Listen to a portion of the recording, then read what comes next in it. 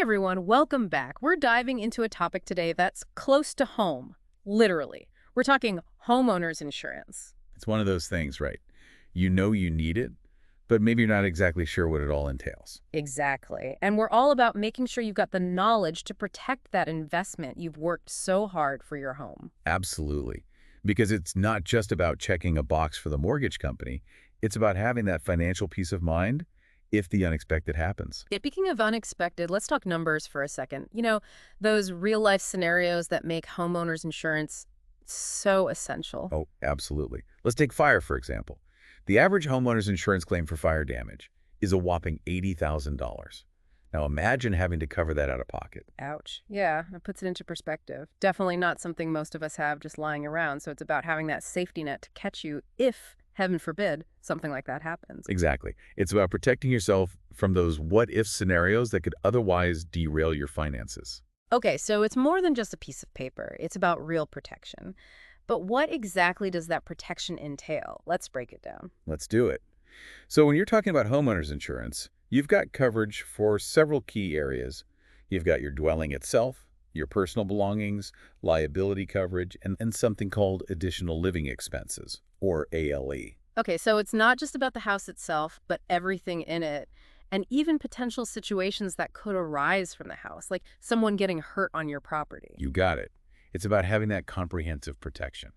All right, let's unpack these a bit. What exactly are we talking about when we say dwelling coverage? So dwelling coverage is the core of your policy. It's what protects the actual structure of your home. Hmm. The walls, the roof, the foundation from those covered perils. Covered perils being those unexpected events like a fire, a storm, vandalism, that kind of thing. You got it. So let's say, for example, a tree decides to take a detour through your living room during a windstorm. Okay, dramatic, but I get the picture. Well, in that case, your dwelling coverage would be there to help pay for the repairs to your roof, your walls, any interior damage caused by that tree making an unwelcome appearance. So it's about getting you back to square one structurally after something like that happens. But what about all our stuff? Furniture, clothes, electronics.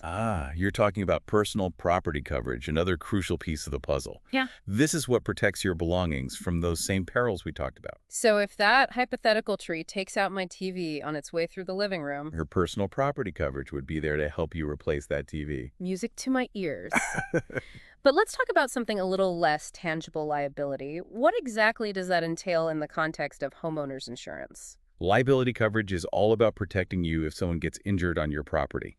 Say, for example, a guest slips on your icy steps and sprains an ankle. Oof, I can picture it now. Not the ideal way to end a dinner party. Definitely not. But that's where your liability coverage would kick in. It would help cover their medical expenses and potentially even legal fees if they decide to sue. Okay, that's reassuring, especially for those of us who like to entertain. Exactly.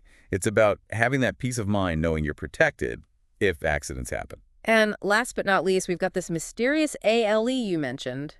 What's the deal with additional living expenses? Yes, ALE. This one comes into play if your home, say, suffers damage from a fire or that burst pipe situation and becomes temporarily uninhabitable. So if I need to pack a bag and stay in a hotel while repairs are being done. That's where ALE swoops in. It helps cover those unexpected costs, like hotel bills, restaurant meals, even pet boarding if you need it, all while your home is being put back together. So it's not just about the physical damage, but also about making sure you've got a comfortable place to stay while you deal with the aftermath. Exactly. It's about getting you back to normal as smoothly as possible after a covered loss. This is already eye-opening, and we've only just scratched the surface.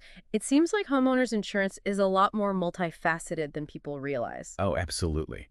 There are a lot of layers to it, and we're going to unpack even more as we go along. We've covered a lot of ground on what homeowners insurance protects, but I'm sure there are some things it doesn't cover, right? Like every good contract, there's got to be some fine print. You're absolutely right. It's not a catch-all, and knowing those common exclusions is important.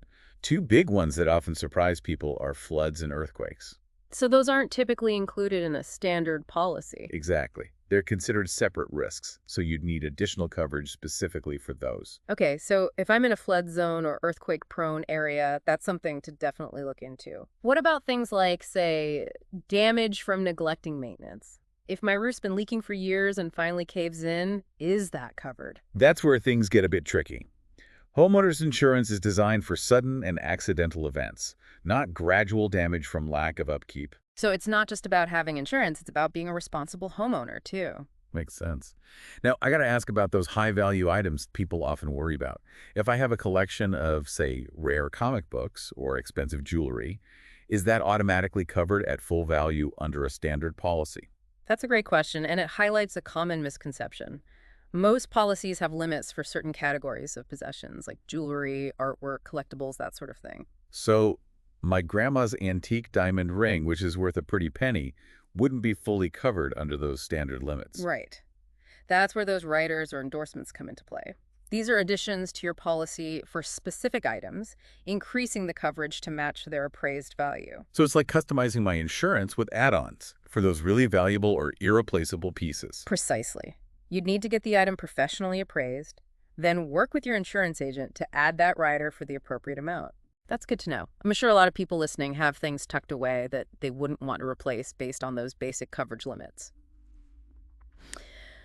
Okay, so we've talked about what's covered, what's not, but what about the different types of homeowners insurance policies? There's got to be more than one option, right? You're right, it's not one size fits all. There are different types of policies designed for different needs and property types.